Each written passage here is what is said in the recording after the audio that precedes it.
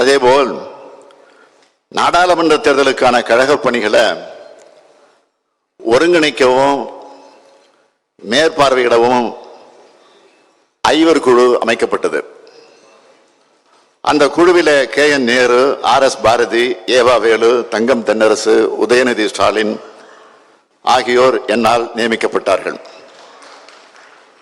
அந்த ஐவர் குழு நாடாளுமன்ற தொகுதி வாரியாக கழக நிர்வாகிகளை தேர்தல் தொடர்பான கருத்துக்களை பெற்று தேர்தல் பணிகள் தொடர்பான கலந்து ஆலோசனையை சிறப்பாக நடத்தி முடித்திருக்கிறார்கள்.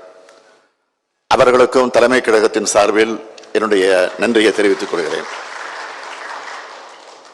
அந்த பணியை தொடர்ந்து கூட்டணி கட்சிகளுக்கு தொகுதிகளை பங்கிட்டு கொடுப்பதற்காக நம்முடைய கழக பொருளாளர் TR பாலு அவர்கள் தலைமையில் KN நேரு, E பெரியசாமி, க பொன்முடி, R ராசா, திருச்சி சிவா, MRK பன்னீர்செல்வம் ஆகியோர் அடங்கிய குழு அமைக்கப்பட்டது. அந்த குழு கூட்டணி கட்சியினரோடு சுமூகமாக தொகுதி பங்கீட்டை இறுதி செய்தனர். அவர்களுக்கும் தலைமை கழகத்தின் சார்பில் என்னுடைய நன்றியை தெரிவித்துக் கொள்கிறேன். அதன் அடிப்படையில் திராவிட முன்னேற்ற கழகம் 21 தொகுதிகளிலும் இந்திய தேசிய காங்கிரஸை பொறுத்த வரைக்கும் திருவள்ளூர், கிருஷ்ணகிரி, கடலூர், கரூர், மயிலாடுதுறை, விருதுநகர், சிவகங்கை, கன்னியாகுமரி, திருநெல்வேலி, புதுச்சேரி ஆகிய 10 தொகுதிகளிலும் போட்டியிடுறாங்க. மறுமலர்ச்சி திராவிட முன்னேற்ற கழகம் திருச்சியில போட்டியிடுறாங்க. மார்க்சிஸ்ட் கம்யூனிஸ்ட் கட்சி மதுரை, திண்டுக்கல் ஆகிய 2 தொகுதிகளில் போட்டியிடுகிறார்கள். இந்திய கம்யூனிஸ்ட் கட்சி திருப்பூர், நாகப்பட்டினம் ஆகிய 2 தொகுதிகளில் போட்டியிடுறாங்க. இந்திய யூனியன் முஸ்லீம் லீக் ராமநாதபுரம் தொகுதியில் போட்டியிடுறாங்க.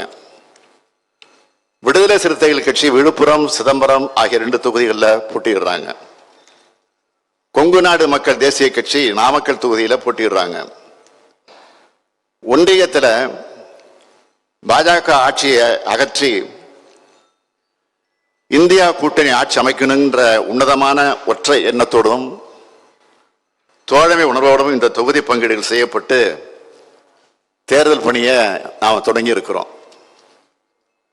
ஏற்கனவே சொன்ன மாதிரி திராவிட முன்னேற்ற கழகத்தை பொறுத்த வரைக்கும் 21 நாடாளுமன்ற தொகுதிகளில் போட்டியிடுகிறோம்.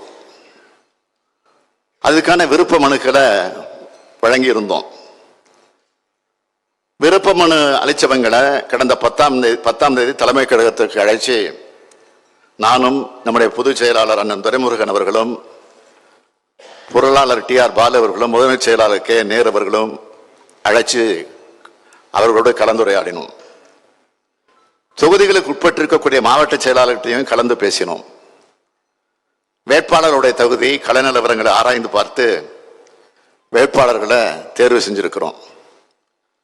தகுதியுடைய பலர் இருந்தாலும் வேட்பாளர் ஒருவர்தான் என்பதால் எல்லா சூழலுக்கும் பொருத்தமானவரா சிறப்பு தகுதியை உடைய ஆற்றலை பெற்றிருக்கக்கூடியவர்களே கொண்ட பட்டியலை தயாரிச்சிருக்கிறோம். கழக உடன்பிறப்புகள் அனைவரும் பின்வரும் வேட்பாளர்களோட வெற்றிக்கு நீங்க பாடுபட வேண்டும்.